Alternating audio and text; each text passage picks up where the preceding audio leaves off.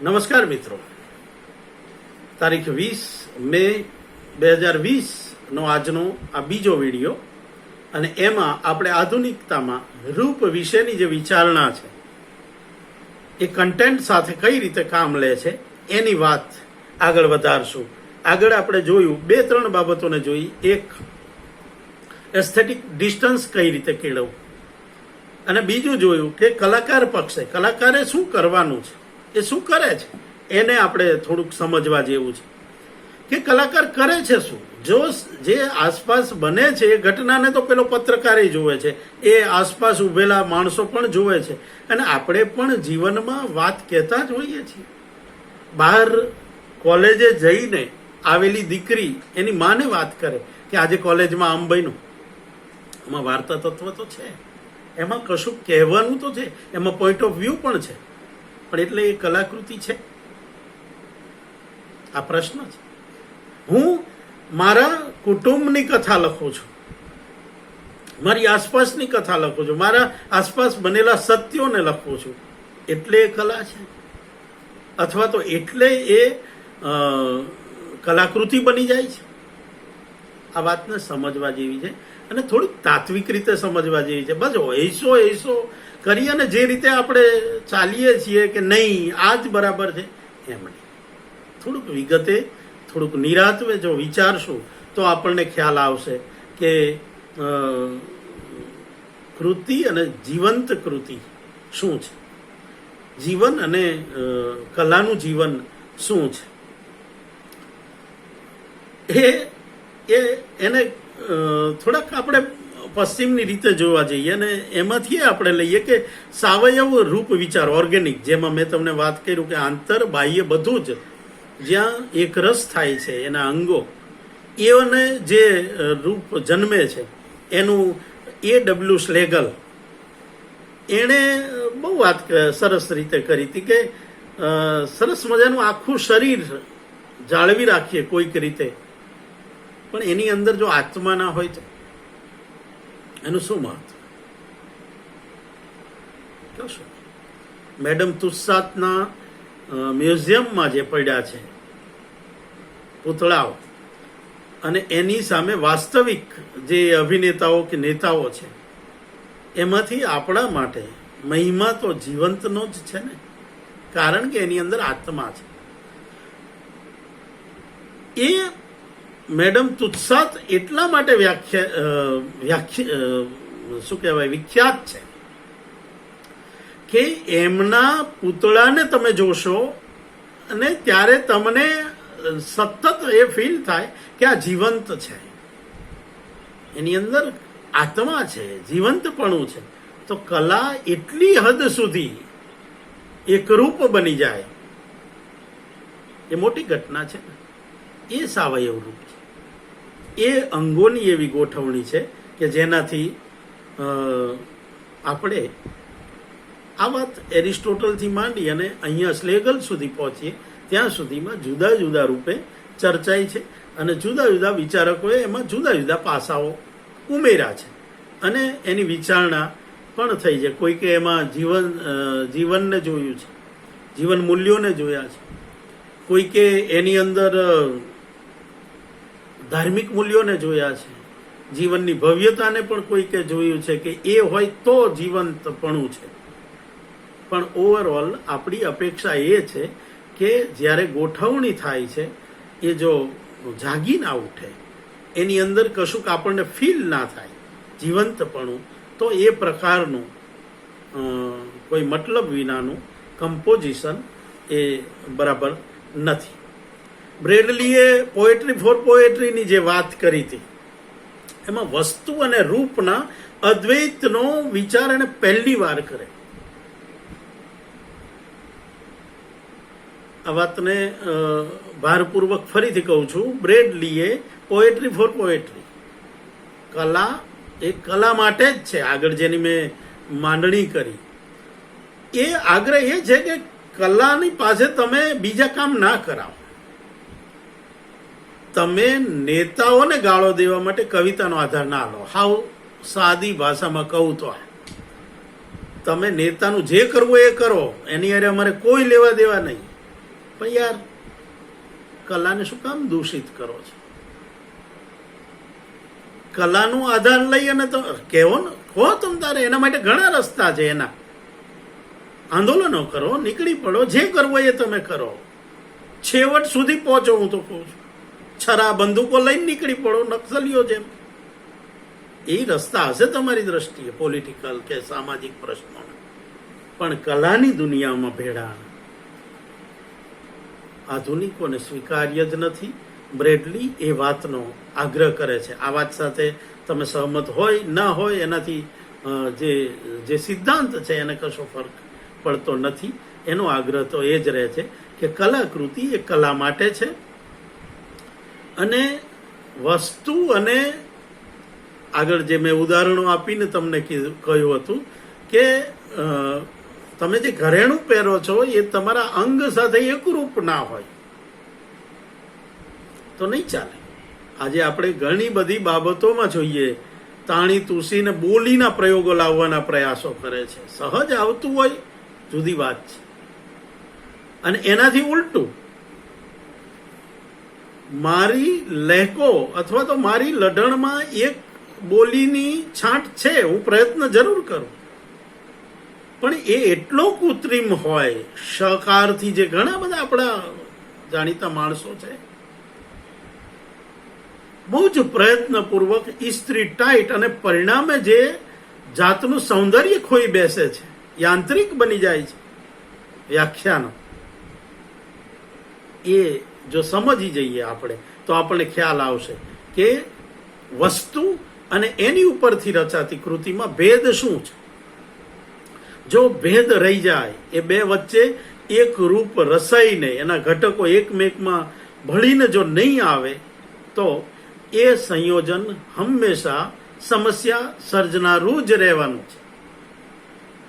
એ સંયોજનમાં સાંધો દેખાવાનો જ છે. ગારાની મૂર્તિને કપાસિયાની આંખો જ હોય એમ, આવી એક આપણે ત્યાં ફેસ છે, આપણે જાણીએ છીએ આપણી ભાષા, પણ સાથે એ પણ આપણે સમજવું જોઈએ એ સામાજિક સંદર્ભ છે. એને જો કલાના સંદર્ભમાં જોઈએ ને તો એક વાત સમજી લેવા જેવી છે. માટીની મૂર્તિ હોય ને એની સામે સોનાની હોય, પણ જો યોગ્ય કલાઘાટ ના અપાય હોય સોનાની મૂર્તિને, અને એની સામે માટીની મૂર્તિ એટલી સુંદર હોય, એવું શક્ય છે. એટલે કે એના માધ્યમ, એને કન્ટેન્ટથી કશો ફેર નથી. એને રૂપાંતરિત કઈ રીતે કર્યું, એના અંગોમાં સપ્રમાણ કઈ રીતે છે એ. અને જે શિલ્પીએ મૂર્તિ એકવાર કંડારી નાખીને પછી એ પથ્થર રહેતો નથી, અથવા તો જે ધાતુ છે એ ધાતુ રહેતી નથી. આ વાતને થોડાક ઉદાહરણથી સમજીએ શું બદલાવ આવી જાય છે. દાખલા તરીકે કોઈ પણ વસ્તુ આપણે લઈએ, જેમ કે એક સાબુને કોઈ કે સરસ મજા ચોકમાંથી તમે જોઈ છે કલાકૃતિઓ બનાવે છે, એની ઉપર એટલું નકશી ઝીણું કામ કરીને કરે છે, કેટલાક ચોખાના દાણા ઉપર પણ કરે છે. એ ચોખામાં પછી તમે ભાત રાંધવાની ઈચ્છા જન્માવશો ના. તાજમહલ આટલું સુંદર મકાન હોવા છતાં એમાં જઈ અને કોઈ રહેવાની કલ્પના કરવાની કે મારું આવું ઘર હોય. મંદિરો અદ્ભુત એવી કલાકૃતિના નમૂના છે, એમાં ઘર તરીકે નિવાસ કરવાની ઈચ્છા જન્મે છે નહીં, અથવા ના જન્મવી જોઈએ. ઠીક છે, આપદાઓ વેળાએ કંઈ પણ કરો એ જુદી વાત, પણ માણસ, મેં આગળ વાત કરી હતી એમ, હેતુને મારવાનો છે. કલાનું કામ જ એ છે. પથ્થરમાંથી તમે સર્જો છો તે પથ્થર નથી રહેતો, એ કલાકૃતિ રૂપાંતરિત થઈ જાય છે. અને કલાકૃતિ પછી એ બીજા ઉપયોગની નથી રહેતી. સરસ મજાની આરસ પથ્થરની હોડી બનાવી હોય તો એ હોડી પછી તરવા માટેની હોડી નથી, અને એમ એ પથ્થર તરીકે વાપરવાનો નથી. જેમ પેલા ઘીની મૂર્તિઓ બનાવ્યા પછી તમે જઈ અને ચમચીથી એ ઘી ખાવાનું નથી. એ મૂર્તિમાં કલામાં રૂપાંતર. તો હેતુ વિહીન હેતુતા છે. આ બહુ મજાની વાત છે. જો એ તમે ના કરી શકતા હોય અને તમારો હેતુ એમાં બીજો જ રહેતો હોય તો એ કલાકૃતિ ચોક્કસ તમને મજા આવશે, તમારા મિત્રોને મજા આવશે. અને 50-100 વર્ષનો જે ગાળો હોય ત્યાં સુધી આજે આપણા કેટલા બધા સાહિત્યકારો ખોવાઈ ગયા છે સમયના વહેણમાં. એનું કારણ જોયું, જાણ્યું? એમણે સમસામયિક સમસ્યાઓને કેન્દ્રમાં રાખી હતી અને એ સમસ્યાઓની રીતે જ આલેખી હતી. મહાભારતકારે સમસ્યાઓની રીતે નથી આલેખી, એનું ટ્રાન્સફોર્મેશન કર્યું છે. આ ભેદ છે મોટો.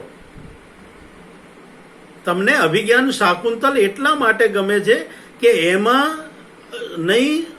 નથી એ શાકુંતલનો પ્રશ્ન મુખ્ય, અથવા તો એ માટે એમણે નથી કહેવું. એનાથી પહોંચે તમે જે મિનિંગ લો એ પછીની વાત છે, પણ એમનો તો મેઇન ઉદ્દેશ છે આનંદ આપવો. આ કથાકૃતિ દ્વારા એનો મુખ્ય ઉદ્દેશ છે.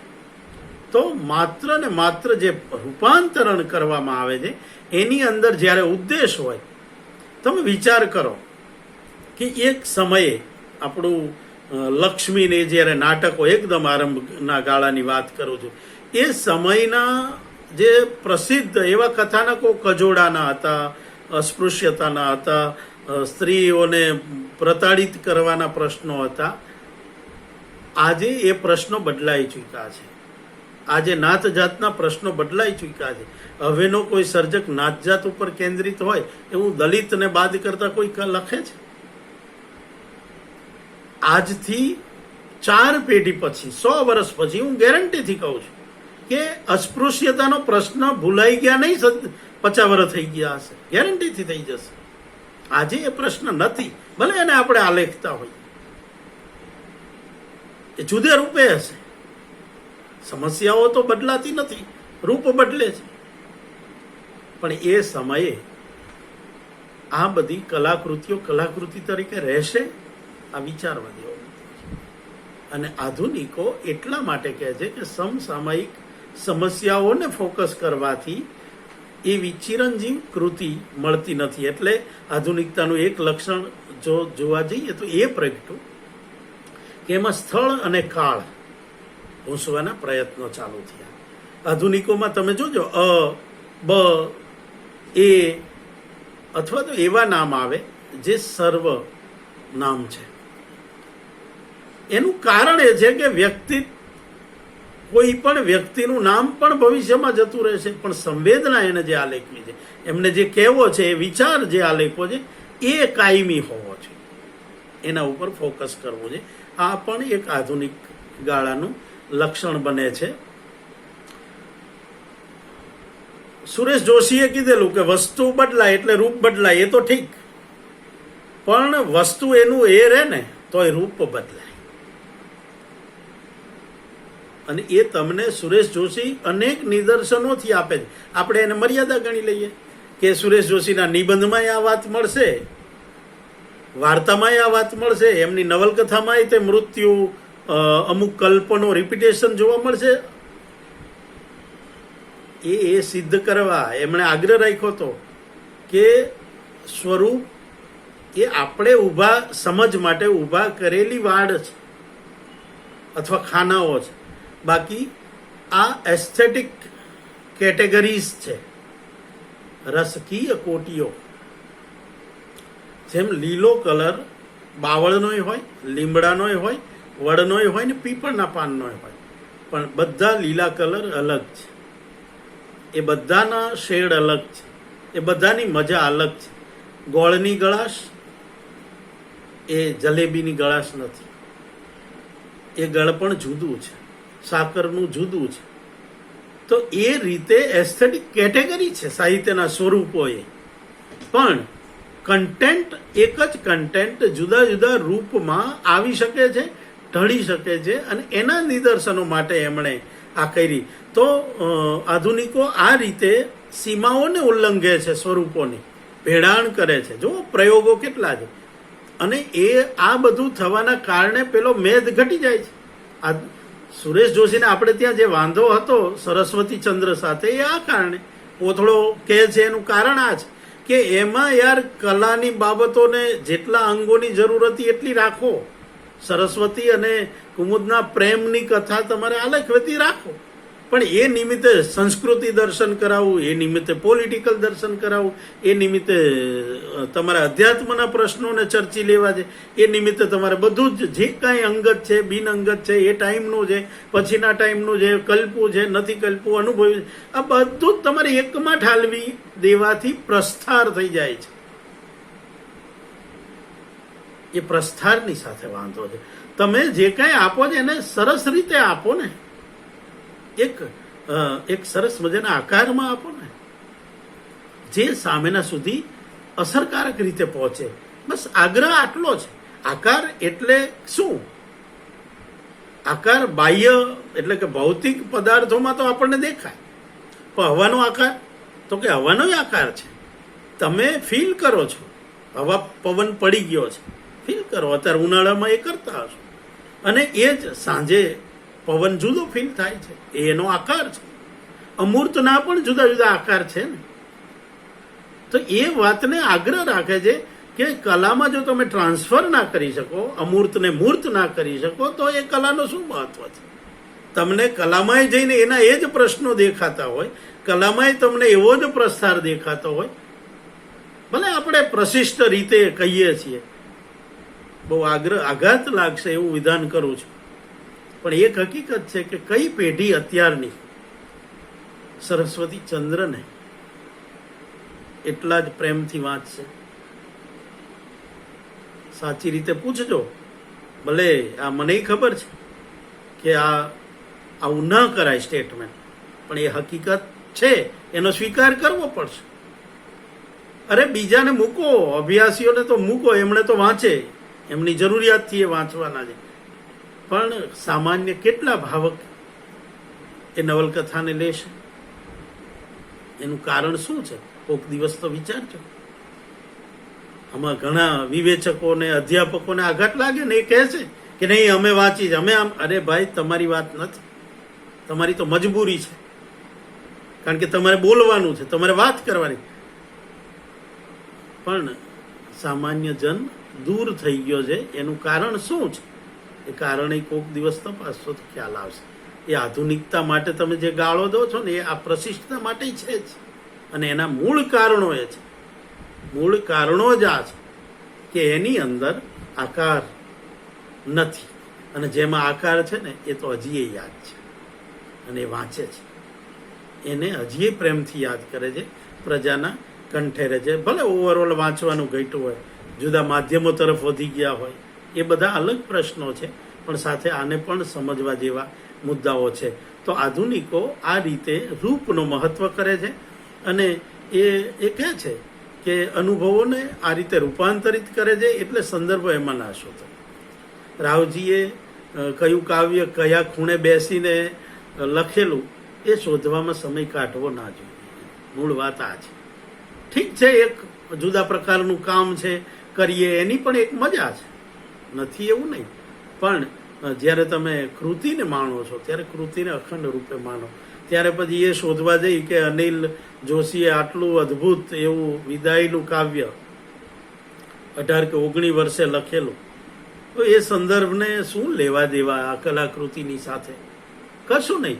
ત્યારે તરત તમને એમ થઈ જાય કે એવડા છોકરાને ક્યાંથી આવી સંવેદના જન્મી હશે? એટલે ભાઈ, એ અલગ મુદ્દો છે, એને કલાની દુનિયામાં ના લાવો. આ રીતે આમ જોવા જાવ ને તો પહેલી વાર આપણા આધુનિકોએ સર્જકનો બહુ જ મોટો મહિમા કર્યો. કોણ જાણે આપણે એ મહિમાને ઘટાડવા માટે બીજા સંદર્ભોમાં જતા રહીએ છીએ. આપણને એમ થાય છે કે શેમાંથી આવ્યો છે એટલે મહાન છે. નહીં યાર, એ કિન્નર સમાજમાંથી આવ્યો છે એટલે મહાન. એનું એક મહાનપણું જુદા પ્રકારનું એક સામાજિક છે કે એ બીજા કિન્નરોથી અલગ પડ્યો છે. એને એક પોતાની આઈડેન્ટિટી બનાવી છે. એને સલામ, એક વાર નહીં 100 વાર સલામ. એના પુરુષાર્થને જરાય ઓછો નથી આપતો. પણ જ્યારે એ કલાની દુનિયામાં પ્રદાન કરવા આવે છે ત્યારે એના નિયમો કલાના લાગે અને એ લગાડવા. અને મંટોને છે જ ને, એમણે સમસ્યાઓ લીધી અને છતાંય રૂપાંતરિત કર્યું છે વાર્તાઓમાં. તો એનું મહત્વ છે અને થાય કોઈ પણ સમયે થાય, પણ એટલા માટે નહીં કે એણે સમસ્યાઓનું જ આલેખન કર્યું છે, એણે વાસ્તવનું જ આલેખન કર્યું છે. એ બધું રસાયણ થઈને આવ્યું છે, ગૂંથાઈને આવ્યું છે, એટલે એનું મહત્વ છે. તો આ વાત આ રીતે જોવા જાવ તો આધુનિકોએ ચેતનાનો મહિમા કર્યો, કલાકારની ચેતનાનો મહિમા કર્યો. રૂપ એ સર્જકને આકલન કરવાનું સામર્થ્ય બક્ષે છે. આનંદ જે છે ને એ જ છે કે બહાર જે આસપાસ જગત છે ને એ જગતને મેં મારી રીતે એક નવું રૂપ આપ્યું છે, મારું એક અલગ વિશ્વ બનાવ્યું છે. જે સર્જકને એક નવી આઈડેન્ટિટી આપે છે, સર્જન શબ્દ જ કેવો મોટો, સર્જક જેને આપણે ઈશ્વરને ગણીએ છીએ એની સમાંતરે મૂકીને મૂલવીએ છીએ. તો એવા સર્જકનું મહાત્મ આ આધુનિક ગાળામાં કર્યું છે. હવે પછી આપણે ફરીથી હવેના વિડીયોમાં આગળ વધશું. ત્યાં સુધી વિરામ લઈએ. સાંભળવા બદલ આભાર. આશા રાખું કે કંઈક ને કંઈક તમે લખીને પ્રતિભાવ આપશો તો ગમશે. તમારા મગજમાં શું ચાલે છે એ જાણવામાં મને ચોક્કસ રસ છે. ચર્ચા માટે ખુલ્લો આવકાર આપું છું. પધારો અને આપણે આગળ વધીએ. મને પણ તમારા માર્ગદર્શનની જરૂર છે. આભાર.